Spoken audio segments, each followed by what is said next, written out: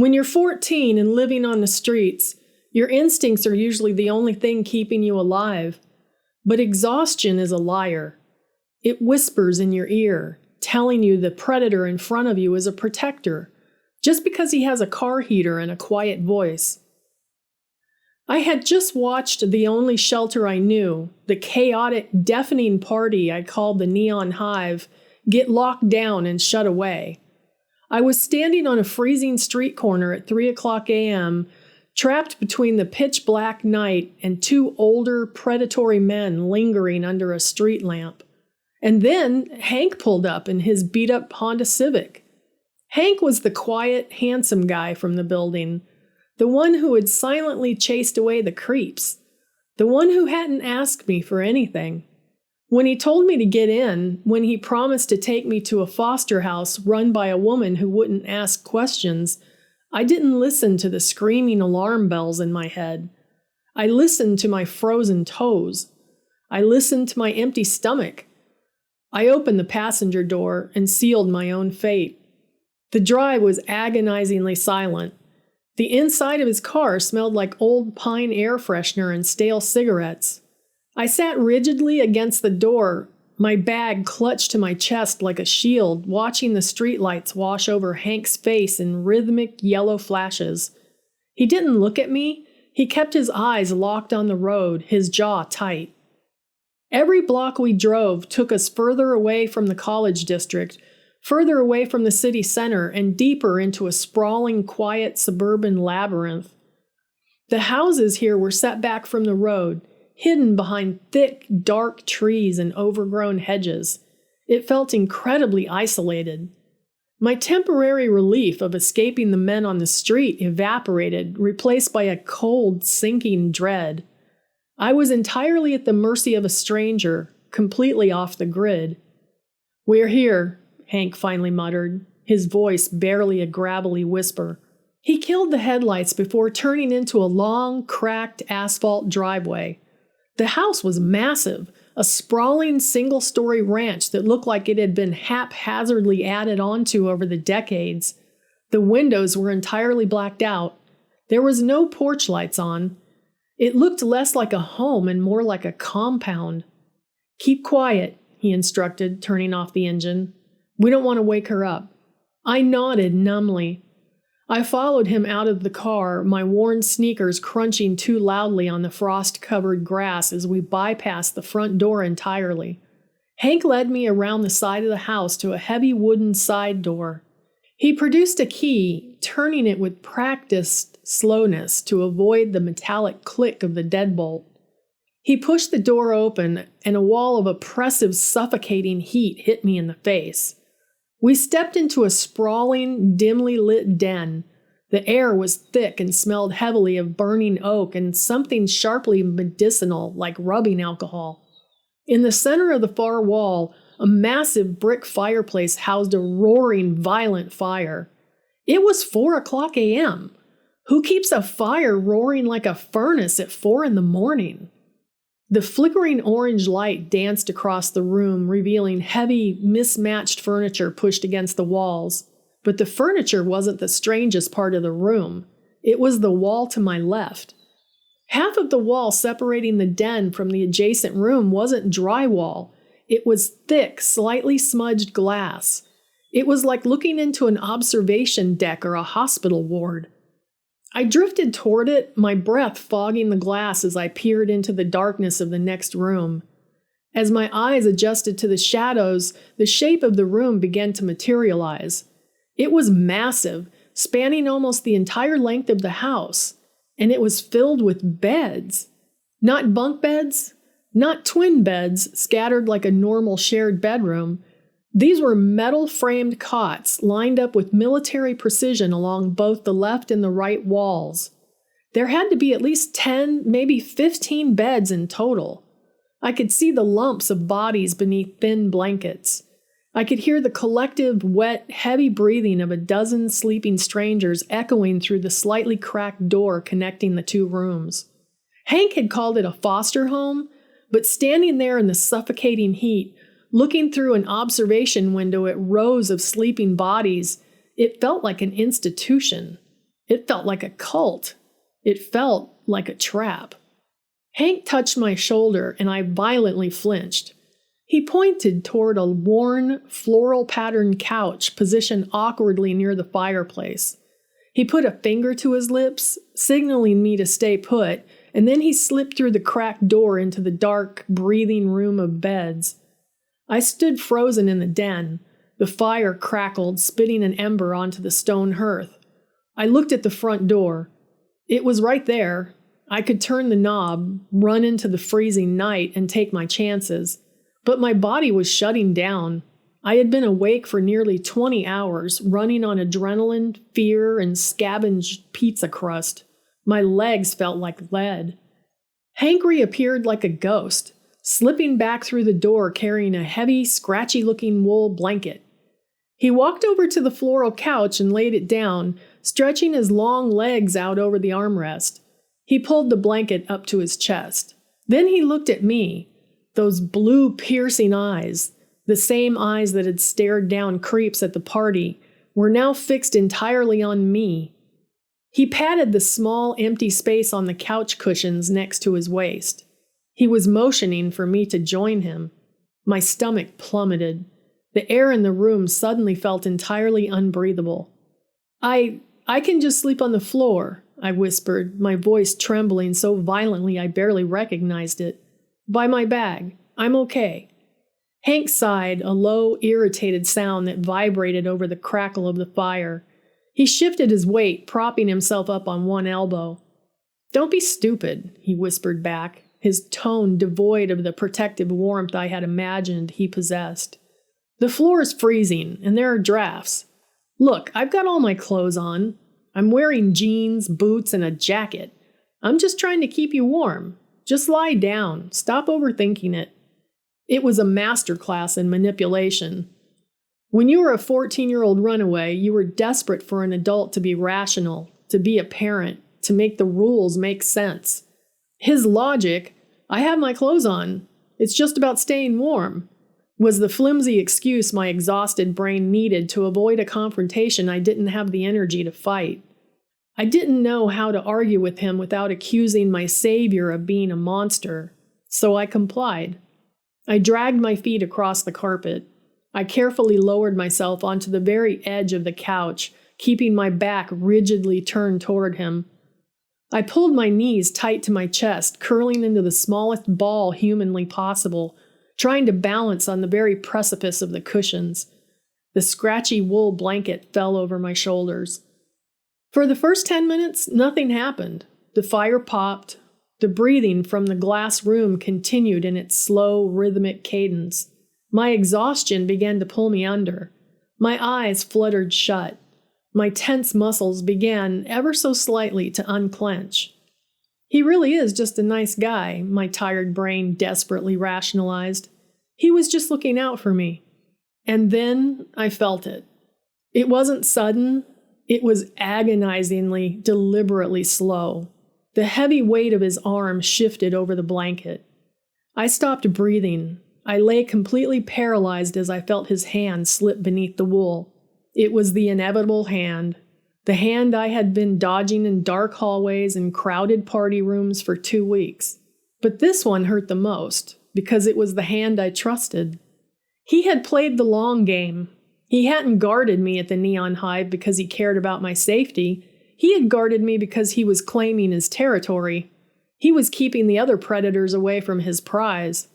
His rough, calloused hand slid over the denim of my jeans, resting heavily on my hip. He didn't say a word. The silence in the room was deafening. My heart was beating so fast and so hard I was terrified he could feel the vibration through the cushions. Flight, fight, or freeze. When you're trapped on a couch in a strange house filled with sleeping bodies, with a man twice your size, fighting isn't an option. Flight feels impossible. So I froze. I played dead. His fingers slowly traced the waistband of my jeans, inching dangerously, methodically lower. The heat of the fire was baking my face, but I was shivering violently beneath the blanket. I had to do something. If I waited another 10 seconds, it was going to be too late. I forced out a loud, exaggerated groan, shifting my weight violently and sitting up. Hank immediately retracted his hand, pulling his arm back under the blanket, feigning sleep. I need to go to the bathroom, I mumbled, my voice tight and breathless. Hank didn't open his eyes. He let out another annoyed grunt, shifting his weight to face the back of the couch. He blindly raised his hand and pointed a finger toward a dark, cavernous hallway leading off the den. "Down there," he grumbled. "Don't wake anyone up." I didn't wait for him to change his mind.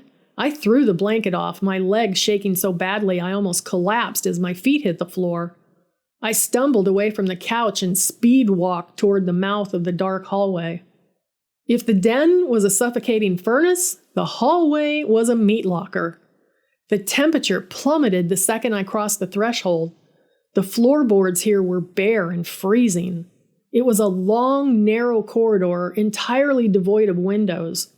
The only light came from the faint, flickering orange glow bleeding in from the den behind me. As I walked deeper into the hallway, the darkness became absolute. I dragged my hand along the cold drywall, feeling for a light switch, but found nothing. My fingers brushed against a door frame. It was closed. I moved a few feet further and hit another closed door, then another. There had to be 6 doors lining this narrow passage, and Hank hadn't told me which one was the bathroom.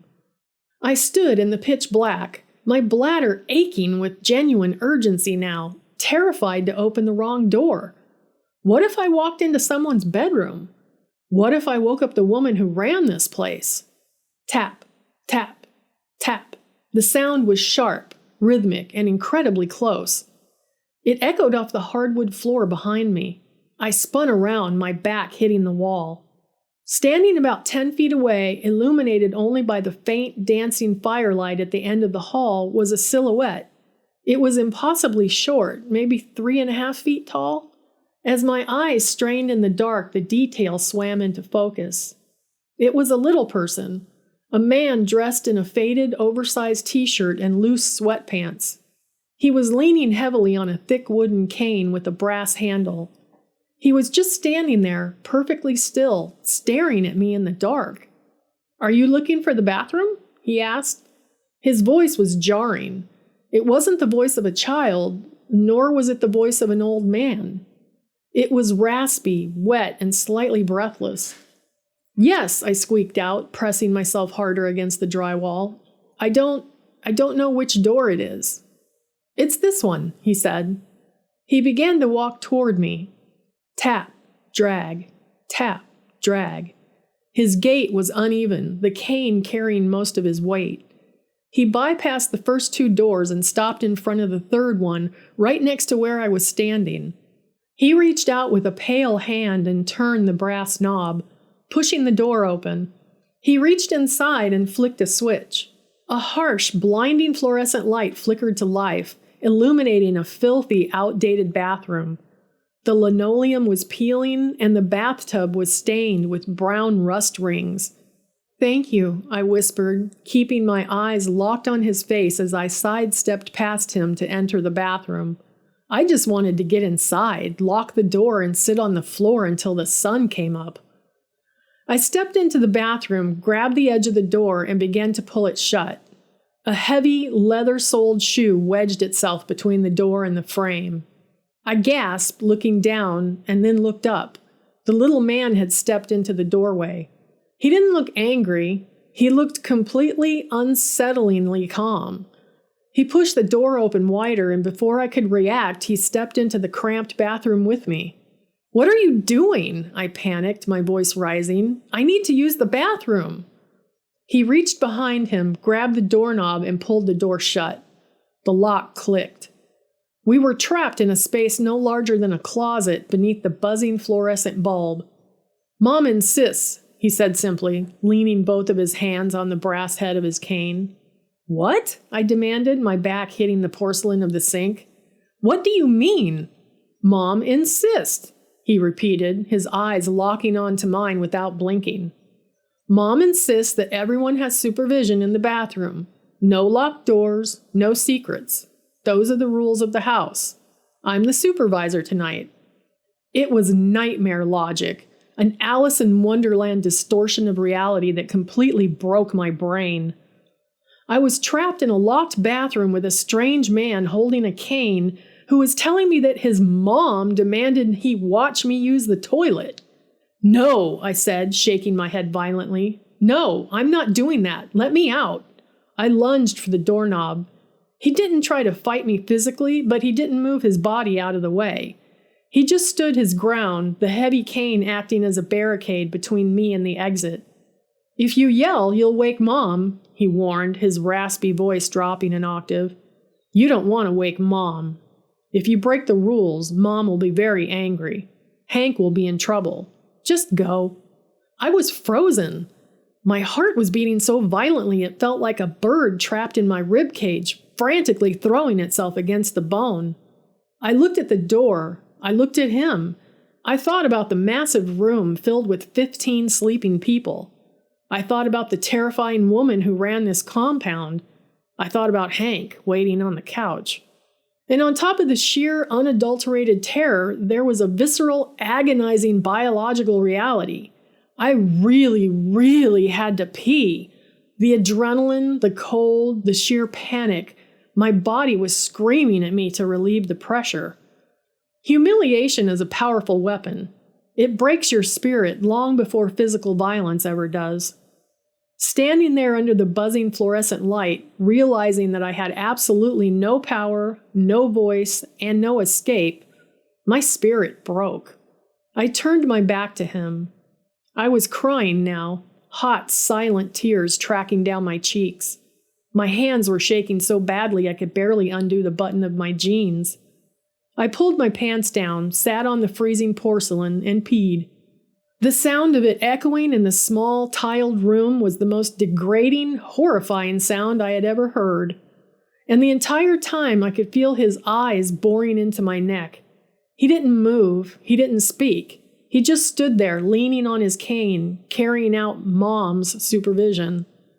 When I was finally finished, I frantically pulled my clothes back up, my fingers fumbling with the zipper.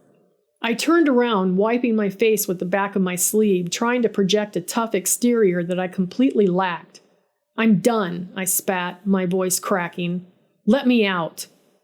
He didn't move immediately. He just looked at me with a slow, incredibly creepy smile spreading across his face, revealing slightly yellowed teeth.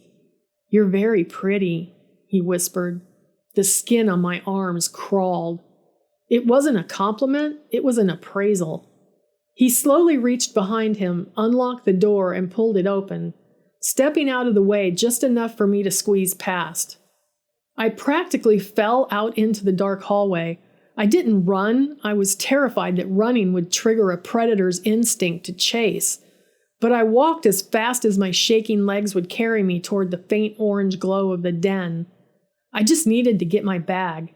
I needed to grab my bag from the corner of the room, unlock that heavy wooden door, and run into the woods. I didn't care if I froze to death. Freezing was better than this house. I turned the corner into the den, my eyes fixed on the spot where I had dropped my bag. I stopped dead in my tracks. The fire had died down to glowing, smoldering embers. The oppressive heat in the room had vanished, replaced by a damp, morning chill.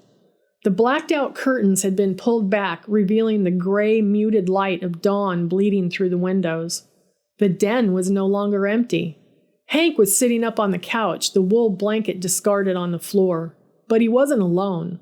Sitting in a high-backed armchair directly in front of the fireplace was a woman. She was heavily overweight, wearing a massive floral print muumuu that swallowed her completely. Her gray hair was pulled back into a severe, tight bun. She held a mug of coffee in one hand, her pale, watery eyes fixed dead ahead. She radiated an aura of absolute authority and unspoken cruelty.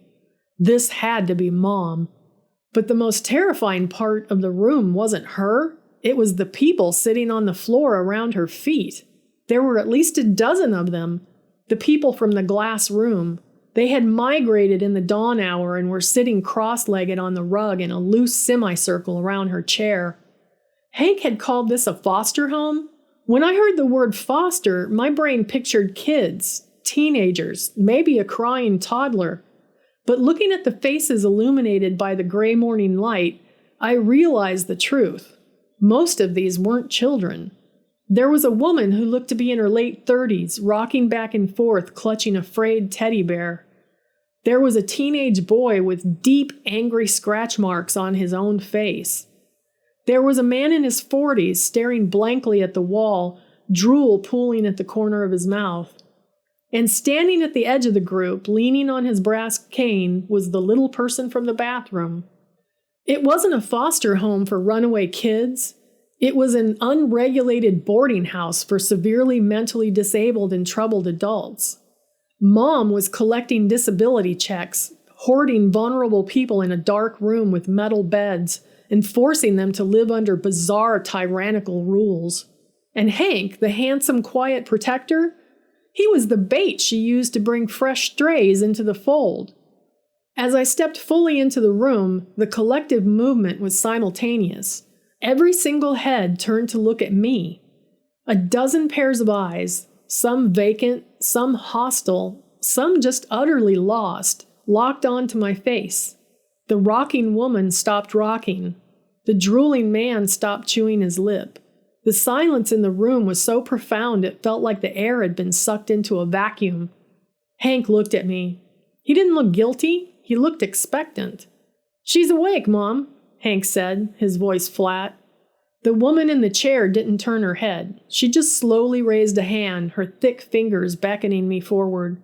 "Come here, child," she commanded. Her voice was like grinding stones. "Come meet your new family." My backpack was sitting exactly 3 feet away from the heavy wooden door leading outside.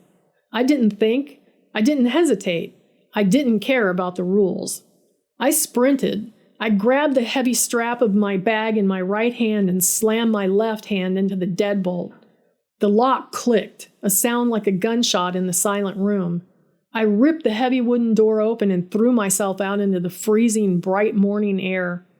I heard a shout from inside the house. The heavy thud of boots hitting the floorboards. Hank was coming. I didn't run for the woods. The trees were too thick, too easy to get trapped in.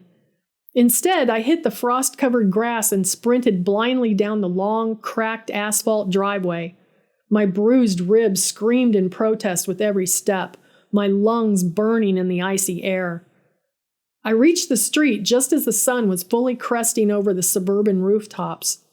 The road was empty, a desolate stretch of gray pavement. I spun around.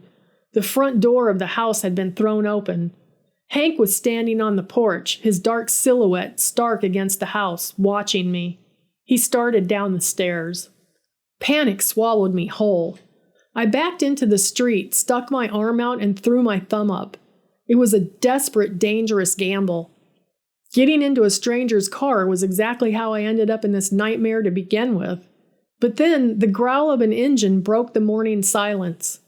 An old, rusted-out station wagon rounded the corner, kicking up gravel. I didn't just stand on the shoulder. I stepped right out into the lane, waving my arms frantically. The brakes squealed, the car fishtailing slightly before coming to a jarring halt just inches from my knees. The passenger door was already unlocked. I didn't care who was driving. I ripped the door open and threw myself into the cracked vinyl seat. "Please, just drive. Go," I gasped, pulling the door shut and locking it. The driver, an older woman with a messy bun wearing a faded nursing scrub top, blinked at me in shock. She looked past me at the driveway where Hank was now jogging aggressively toward the road. Her maternal instincts must have kicked in because she didn't ask a single question. She just slammed her foot on the gas. As the station wagon sped away, I pressed my forehead against the cold glass of the window, watching Hank shrink into a tiny, angry speck in the rearview mirror until he disappeared completely. For the next 20 minutes, the nurse didn't say a word. She just turned the car heater on high, handed me a tissue, and drove until the isolated, terrifying suburbs faded away and the familiar, towering brick buildings of the college district rose back up into view. She dropped me off on a busy intersection that was already waking up for the morning commute.